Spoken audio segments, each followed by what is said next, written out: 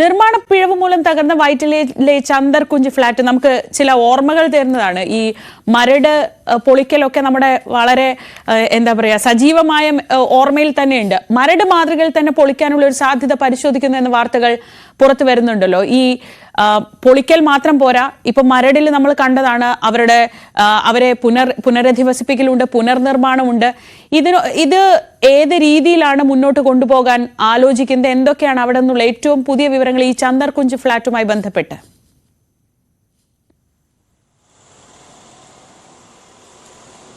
ശ്രീജ, ചന്ദർകുഞ്ച് ഫ്ലാറ്റിൽ ഈ അറ്റകുറ്റപ്പണികൾ ചെയ്ത് നിലനിർത്താൻ കഴിയുമോ, അങ്ങനെയുള്ള അടക്കമുള്ള പല കാര്യങ്ങളും പരിശോധിച്ചു.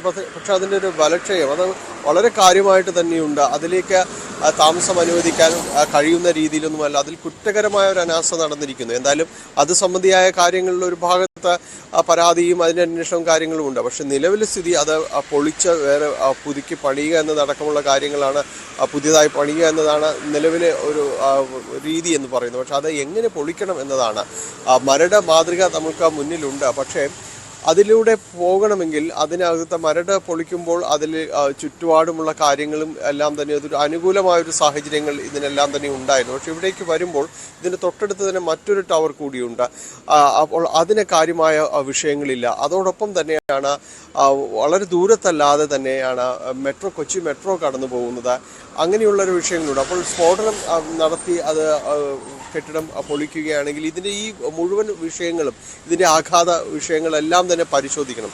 അതുകൊണ്ടാണ് അതിൻ്റെ ഈ കൊച്ചി മെട്രോയുടെ ആൾ കൂടി ഇതിൽ ടെക്നിക്കൽ എക്സ്പെർട്ട് കൂടി ഇതിൽ ഉണ്ട്. അപ്പോൾ അവർ കൂടി ഇതിൽ പങ്കെടുക്കുന്നുണ്ട്. ഇന്ന് അതിൻ്റെ ഒരു ആദ്യ സന്ദർശനമാണ്. ഹൈക്കോടതിയാണ് ഇതിൽ നേരിട്ട് ഇടപെട്ടുകൊണ്ട് ഇത്തരം കാര്യങ്ങൾ അടിയന്തര തീരുമാനം വേണമെന്ന് പറഞ്ഞിരിക്കുന്നത്. അപ്പോൾ ഇവരെ ഒരു ആദ്യ സന്ദർശനമാണ് ഇന്നുള്ളത്. ഇതിനുശേഷം ഇത് ഒരു അവലോകന യോഗം, എങ്ങനെയാണ് ഇതിൻ്റെ ഒരു ആഘാത പഠനം, അതാണ് ഏറ്റവും ആദ്യം വേണ്ടത്. ഇത് ഏത് രീതിയിലെല്ലാം ബാധിക്കും. തൊട്ടടുത്താണ് മൊബിലിറ്റി ഹബും കാര്യങ്ങളും ഉള്ളത്. അതിനൊന്നും വലിയ വ്യത്യാസ പ്രശ്നങ്ങളുണ്ടാവില്ല. കാരണം അതിനേക്കാൾ കുറച്ചുകൂടി മരട് ഫ്ലാറ്റുകൾ പൊളിക്കുമ്പോൾ ഒരു അടുത്ത വീടുകളും തൊട്ടടുത്ത വീടുകളും ഉണ്ടായിരുന്നു. അന്ന് കാര്യമായ വിഷയങ്ങൾ വന്നു. പക്ഷേ കൊച്ചി മെട്രോ സംബന്ധിയായ കാര്യങ്ങളിൽ അവർക്ക് ഒരു ടെക്നിക്കൽ എക്സ്പെർട്ടുണ്ട്. അപ്പോൾ അത്തരം കാര്യങ്ങൾ അവർ കൂടി പരിശോധിക്കുന്നുണ്ട്.